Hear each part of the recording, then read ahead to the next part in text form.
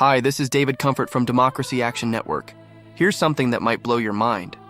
Did you know that in recent months, the Trump administration has been using federal troops to crack down on protests against ICE in Democratic-led cities? This is honestly crazy, but also a glaring example of how power can be misused under the guise of law and order. Let's dive into the details.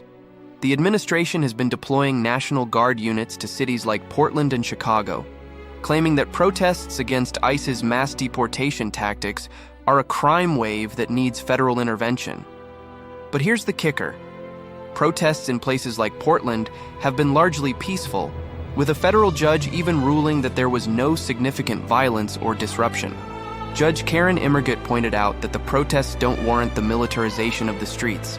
Ever notice how the narrative around crime is often manipulated to justify heavy-handed tactics? What if I told you that this strategy is all about energizing Trump's base? By framing immigration and crime as intertwined threats, he can rally support from those who are fearful and misinformed. It's a tactic that's been used before in history, where leaders have exploited fear to consolidate power.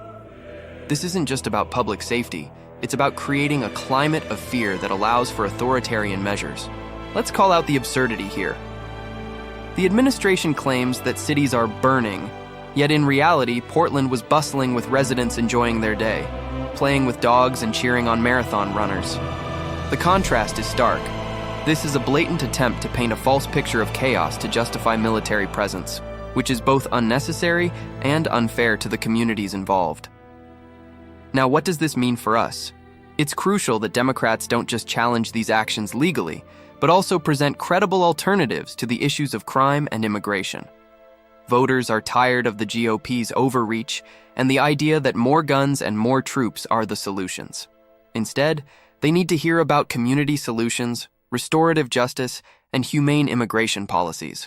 In a world where authoritarianism seems to be creeping in, it's our responsibility to push back and demand accountability. We can understand these big problems as puzzles worth solving together, rather than succumbing to fear. If we engage with these issues thoughtfully, we can foster a society that values justice and compassion over militarization and division. Please like this video and subscribe to our channel. It would help out a lot. Peace.